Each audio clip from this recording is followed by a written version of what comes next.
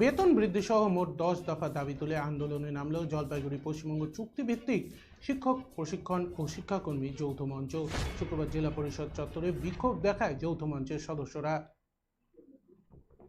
এরপর সভাধিপতির মাধ্যমে রাজ্য সরকারের দাবিপত্র তুলে ধরে স্মারকলিপি দেন যৌথ মঞ্চ।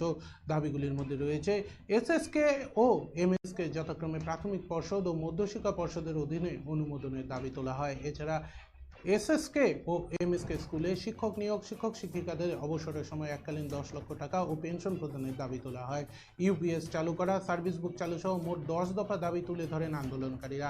ইতিমধ্যে রাজ্য সরকারের বাজেট হয়ে গিয়েছে, সেখানে চুক্তিভিত্তিক গ্রুপ সি ও ডি কর্মীদের বেতন বৃদ্ধি করা হয়েছে, কিন্তু সেখানে এসএসকে ও এমএসকে শিক্ষক শিক্ষিকাদের বেতন বৃদ্ধি করা হয়নি। এর প্রতিবাদ জানান সকলে। আন্দোলনকারীদের তরফে মানস ভট্টাচার্য বলেন, তারা চান তাদের ন্যূনতম বেতন 25,000 টাকা করা হোক।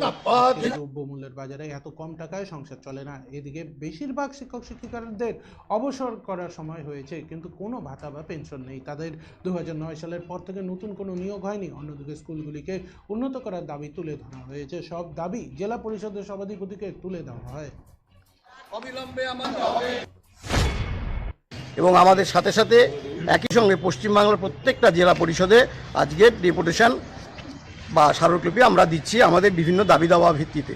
দাবি মূলত আমরা 10 দফা দাবি সামনে রেখে এই মুহূর্তে আমাদের লড়াই আন্দোলন চলছে।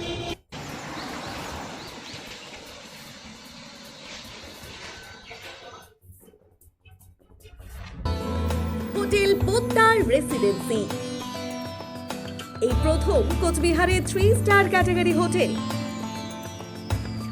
থাকা ও খাওয়ার সুবন্দোবস্ত, সুইমিং পুল, কার পার্কিং,